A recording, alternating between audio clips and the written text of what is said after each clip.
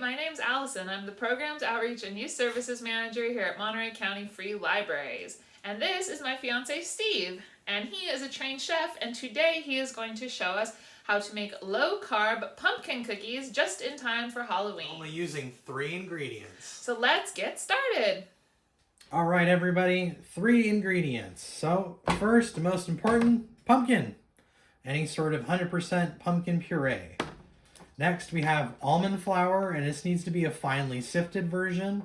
The finer the almond flour, the better. And our natural sugar substitute, this is a product called Swerve. It is, and I don't know how to pronounce it, erythritol. And this is used a lot in keto and low-carb diets, yeah, right? And these are keto low-carb cookies. All right, so we're going to preheat our oven to 350 degrees. So we have a third of a cup of pumpkin puree, a quarter cup of our sweetener, and about a cup and a half of our almond flour. And we're going to mix together our dry ingredients first. So putting the flour and the sweetener in. Yes. These cookies, although they are 3 ingredient, if you would like, you can add some flavors into them. I'm going to add a little bit of cinnamon and nutmeg into ours, just for a little bit of a fall holiday treat. And these will work really well with pumpkin spice seasoning. So if you have that laying around, that would be awesome.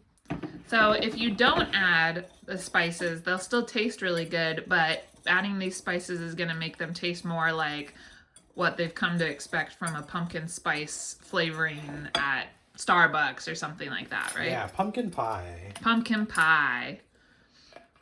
So how much of those seasonings are you adding in? I'm going to add a quarter teaspoon of each. Cinnamon and nutmeg.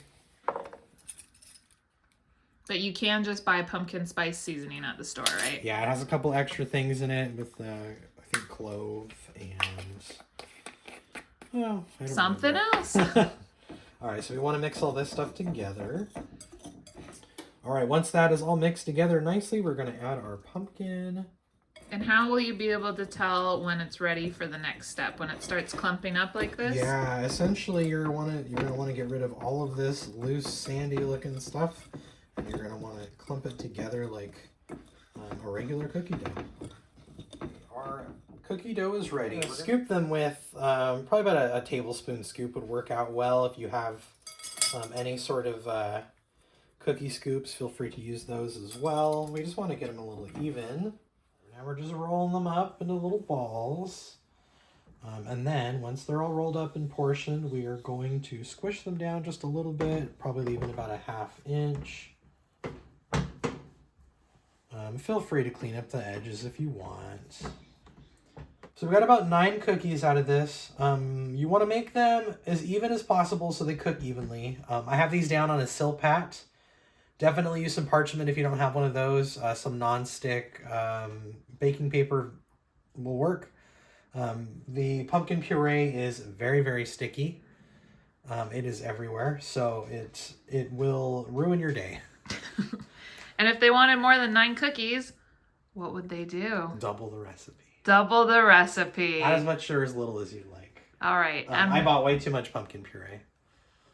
And what's next on our agenda? So now we're going to pop this in the oven for about 15 minutes. You will notice that the edges are going to cook quicker than the middle. It's okay if the middle is a little doughy.